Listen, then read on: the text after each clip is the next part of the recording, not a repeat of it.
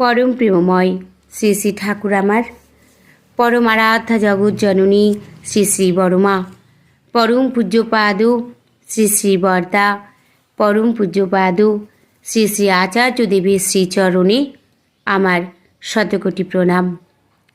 আমি শ্যামলী দেবনাথ। শ্যামার পরিবার চ্যানেলের সকল ভাই ও বোনেদের জানাই জয়গুরু ও ভালোবাসা। আমি শুরু করছি ইষ্ট প্রসঙ্গ আলোচনা। প্রত্যহ দুবেলা বিনতি প্রার্থনার শেষাংশে যে জয়রাতে কীর্তন করি, তার মধ্য দিয়েও প্রিয় পরম ধরিয়ে দিয়েছেন নাম জপের পদ্ধতি। ছাড়োরে মন ভবের আশা, অজপা নামে কররে নেশা। যে নাম আমি সচেতনভাবে জপ না করলেও মনে মনে জপিত হতে থাকে, তাই অজপা নাম। অজপা নামের ব্যাখ্যায় পরম প্রেমময় শ্রী শ্রী ঠাকুর বলেছেন, যেটা চলতে থাকে সঙ্গতিশীল শ্বাস প্রশ্বাসে অজপায়িত বলে থাকে। নির্দিষ্ট সময় বসে জপ তপ নয়, নিঃশ্বাসে প্রশ্বাসে সদা সর্বদা স্বতঃস্ফূর্তভাবে নাম হয়ে যাওয়াই হচ্ছে অজপা নাম। চলতে ফিরতে শুতে বসতে সদা সর্বদা নাম হয়ে যাওয়াই হচ্ছে অজপা নাম।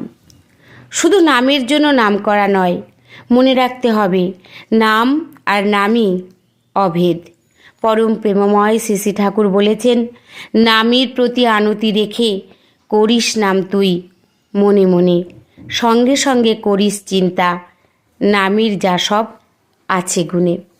আমি অজপা নামে নামময় হয়ে আছি, মানে আমার হৃদয় সিংহাসনে তিনি অধিষ্ঠিত আছেন। ভক্তের হৃদয় ভগবানের বৈঠকখানা। নামময় থাকা মানে ইষ্টময় থাকা, আর ইষ্টময় থাকা মানে ইষ্টের গুণাবলীকে ভাবে কাজে মক্ষ করে, গুণে জ্ঞানে বলিয়ান হয়ে ওঠা।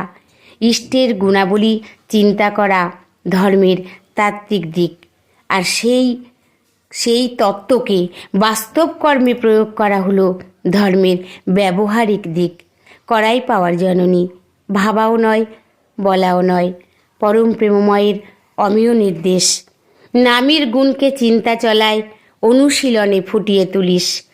তোর স্বভাবে নামের জাগুন উৎসর্জনায় জাগিয়ে রাখিস। আমরা যতখানি জাগিয়ে রাখতে পারবো, ততখানি সর্বদা নাম করা আমাদের সার্থক হয়ে উঠবে। এ নামের শক্তি অসীম। ঠাকুর বলেছেন, এ নামের গতি অনন্ত। তাই তো তিনি এই নামকে কখনো দার্জিলিং মেল, কখনো পাঞ্জাব মেলের সঙ্গে তুলনা করেছেন। পরম পুরুষ শ্রীরামকৃষ্ণদেব বলেছেন, তার নাম করলে সব পাপ কেটে যায়, কাম ক্রোধ এসব ইচ্ছাগুলি পালিয়ে যায়। ব্যাকুল হয়ে তাকে প্রার্থনা করো, যাতে তার নামে রুচি হয়, তিনিই মনোবাঞ্ছা পূর্ণ করবেন। একই ধারাতে বর্তমান যুগপুরুষোত্তম বলেছেন, নিষ্ঠাসহ নাম পুরায় মনস্কাম।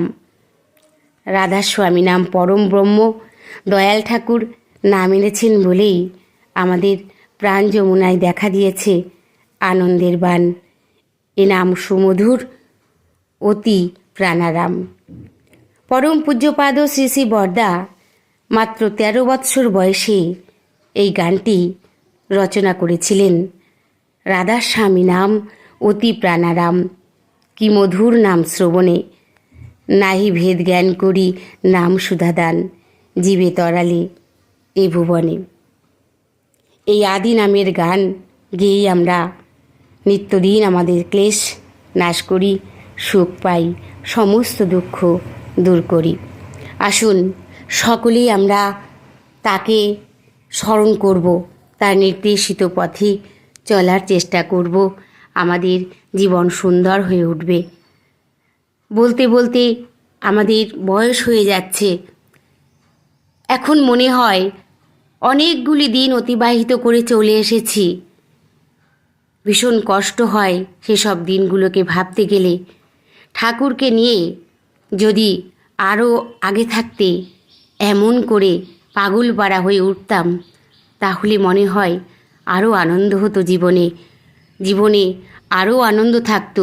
যেসব দিনগুলি দুঃখে কষ্টে কেটেছে, তাহলে মনে হয় সেই দিনগুলি আর আমার জীবনে আসতো না।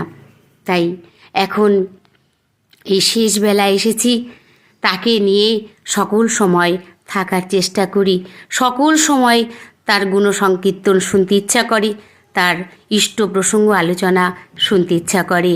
আমরা সকলেই সকল সময় তাকে মাথায় করে নিয়ে চলব, তবেই আমাদের জীবনটা সার্থক হয়ে উঠবে, সুন্দর হয়ে উঠবে।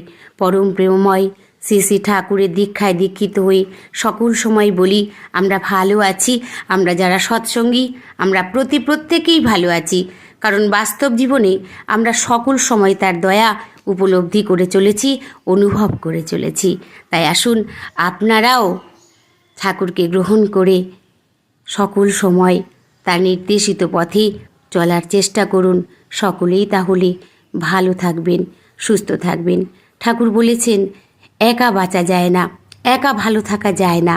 তাই একা ভালো থাকতেও ভালো লাগে না। সবাই যদি আমরা ভালো থাকি, আমাদের সকলেরই মনের ভেতরে একটা আনন্দ হবে। আমরা সবাই ভালো আছি তার দয়াতে। আমরা সকলেই পরম পিতার সন্তান। আসুন আমরা সকলেই মহা আনন্দে তার জয়গান সকল সময় গাই। সবাই ভালো থাকবেন, সুস্থ থাকবেন। পরম দয়ালের শ্রী রাতুল রাঙাচরণে আমি সকলের জন্য মঙ্গল প্রার্থনা করি। জয় গুরু।